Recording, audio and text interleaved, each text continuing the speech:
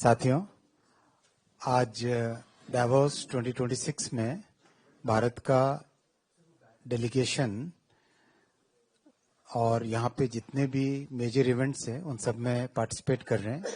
मेरे साथ महाराष्ट्र के माननीय मुख्यमंत्री श्री देवेंद्र जी फडणवीस जी साथ हैं और जिस तरह से यहाँ पर डावोस में भारत की प्रेजेंस है, जिस तरह से प्रधानमंत्री श्री नरेंद्र मोदी जी का डेवलपमेंट और इकोनॉमिक ग्रोथ का सब जगह जो चर्चा है और टेक्नोलॉजी में किस तरह से इंडिया लीडरशिप ले रहा है, इंक्लूसिव ग्रोथ में किस तरह से भारत की लीडरशिप हो रही है, उसकी सब जगह चर्चा है। मैं रिक्वेस्ट करूंगा माननीय मुख्यमंत्री जी से, पहले वो ओपनिंग रिमार्क्स देंगे और उसके बाद में आपके क्वेश्चंस लेंगे। बहुत बहुत धन्यवाद मंत्री महोदय।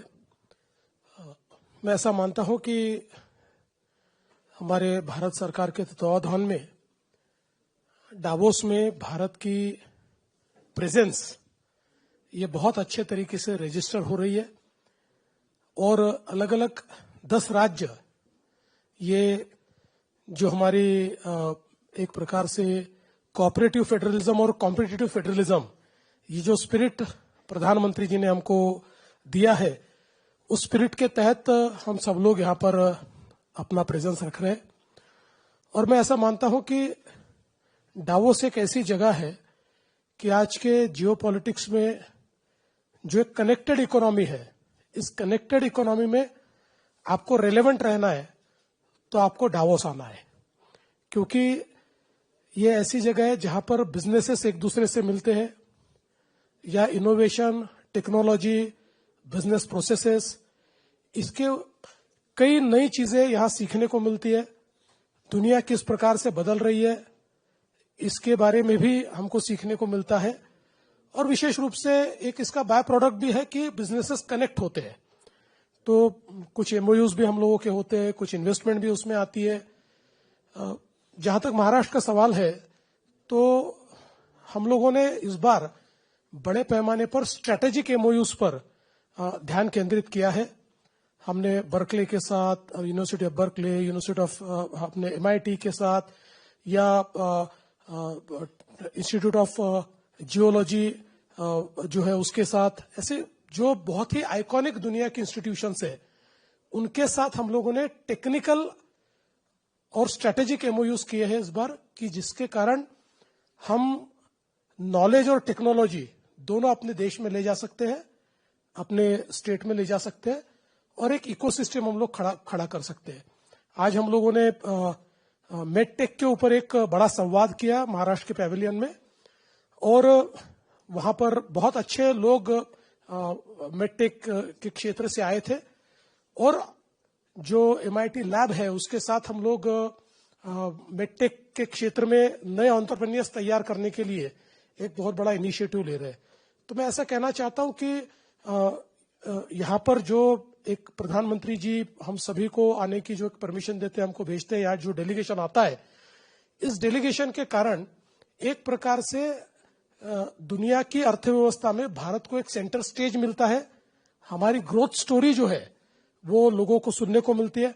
आज सुबह मैंने एक पैनल में पार्टिसिपेट किया जहां करीब 9 देशों के या बहुत सीनियर मिनिस्टर्स थे या वहां के प्रधान थे, ऐसे सारे बड़े लोग थे और ये एक प्रकार से जो हमने डिजिटल पब्लिक इंफ्रास्ट्रक्चर तैयार किया है उसको अब नेक्स्ट जनरेशन गाउटेक में हम कैसे उसको चेंज कर सकते हैं, इसके ऊपर ये सेमिनार था। और यहाँ पर जब भारत की स्टोरी मैंने DPI की बताई तो बहुत इम्प्रेसिव थी, लोगों को बड़ा वो सुनकर अच्छा लगा। और ब्राजील ने तो ये कहा कि हम लोगों ने UPI से ही इंस्पायर होकर हमारा सारा जो DPI है उसको तैयार किया है। तो मुझे लगता है कि ये जो एक हमारी स्टोरी जो दुनिया के सामने जानी चाहिए वो स्टोरी आज यहाँ से जा रही है।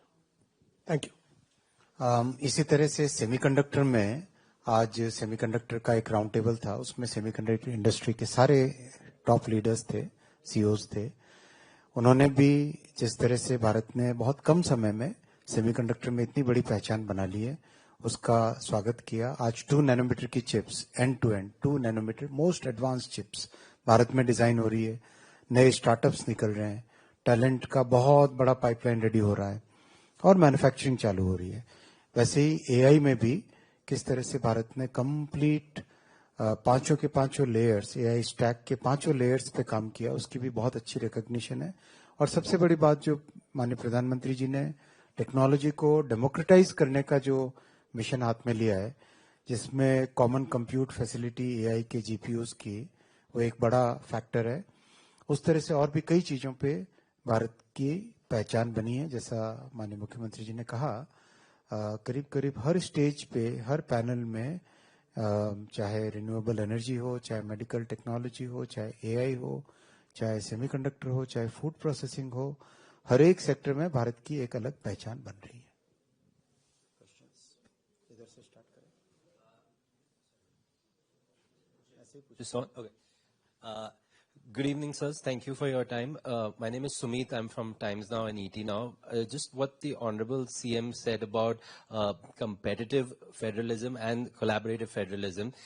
Next year, can we expect more states? This year, 10, which is great. Can we expect more states? And at the end of Davos, will we be getting some kind of, I don't know, a report from the government saying, you know, exactly this part with the collaborative strength has made a mark in Davos of India?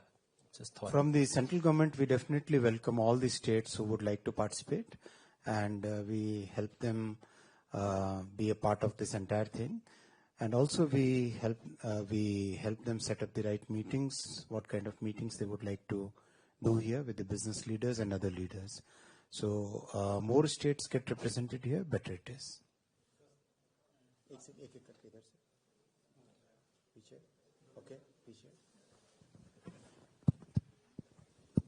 Yes, sir. I'm Ashutosh from Deutsche Welle.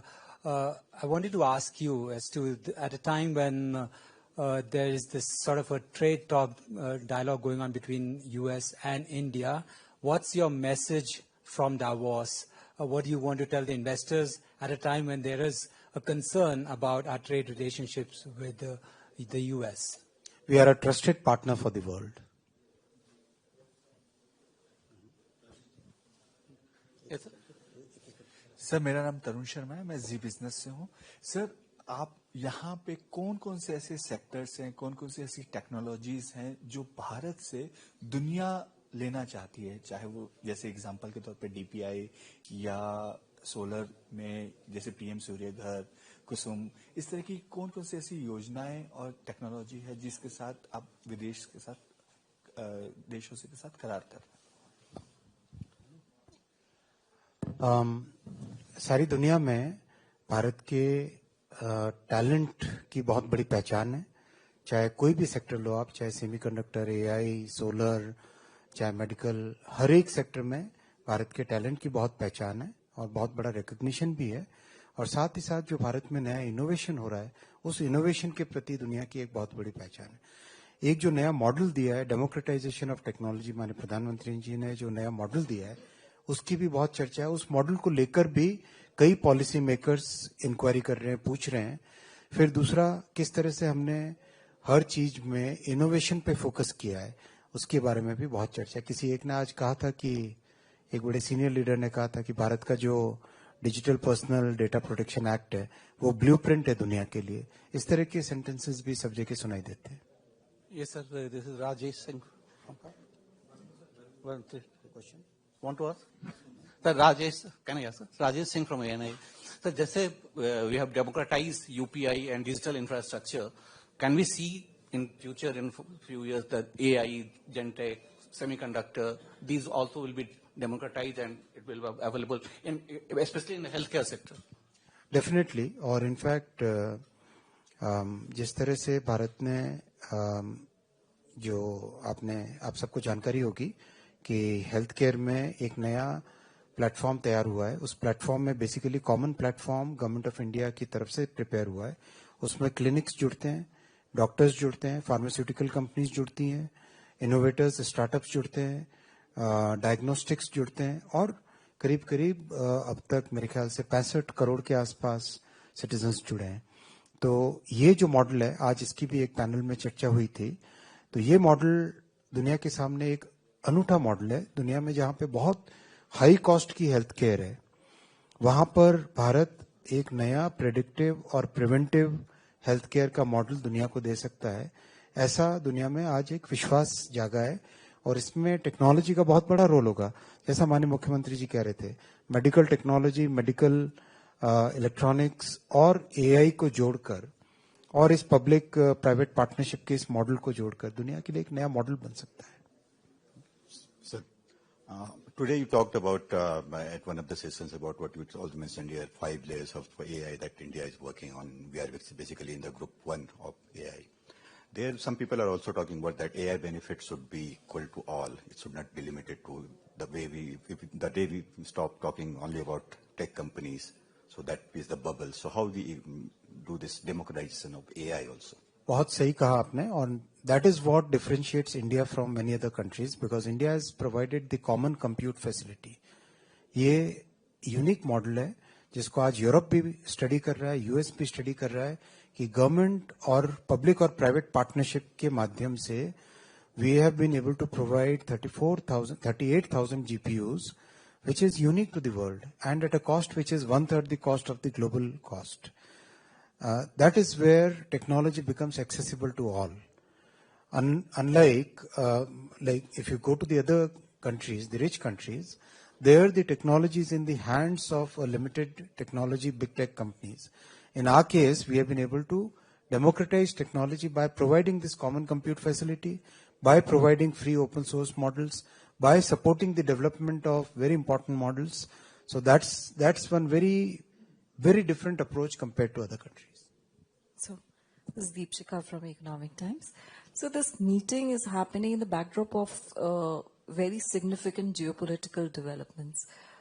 What is the sense that you have, what is your sense so far, since you've come here, from whatever meetings that you've had with world leaders and so on? And also, was there any discussion on AI, on regulation or a global regulatory framework for AI, if you could elaborate on that? In this world full of turbulence, everybody is looking for trusted partners who have stable policies, who have a clear thought process, and India definitely lists very high. Any geography you meet the leader from any country, they consider India as a major, as a partner, as an economy, as a co-developer, as a co-creator, as a country which can be relied upon.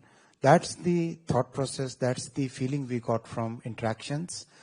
And regarding AI regulation, yes, there is a serious concern about the way AI can be misused. Most countries are looking at some sort of regulation. Even the tech companies are looking at, in a sense, putting those guardrails within the AI models. Today, actually two of the large tech companies, CEOs whom I met, they said that they are actively, in fact, they are on the verge of creating those guardrails, implementing those guardrails within the AI stacks that they have developed. And that's very significant because the society at large is getting disturbed by some of the things which few of the models are creating. So if I could just get a follow-up. Many of our trade partners have come with very large delegations, the official delegations also, and I'm referring to the United States. Would you be having meetings with the official delegation that is here? The format of Davos is a format where we generally do panels and bilaterals. The trade meetings which happen, they happen as per the countries, their own schedules and their own negotiations. We are deeply engaged with all the major economies on practically all fronts at this point of time. So, and this is not the forum in which we meet delegation to delegation. So one last question, short one. So you spoke about, both of you spoke about how internationally India is, like UBI is there and different blueprints are there. Are we also, is the government also using Davos as a forum to maybe hear of international ideas that could be used in India, that could be tweaked and used? Yeah, of course. Today I picked a very interesting idea from the UAE, where they are now aiming at zero bureaucracy. So I like that idea. In fact, they have a very good economy to support, and so every year, they give a prize money of $250,000 to a bureaucrat who brings down the processes and makes it a zero bureaucracy, idea. So I think these are some certain things, or like Minister Sir was telling about AI being responsible. So today one idea was floated that let the AI algorithms be embedded with, some certain regulatory frameworks so that it becomes responsible. So I think, yes, you get, it is a place to get ideas.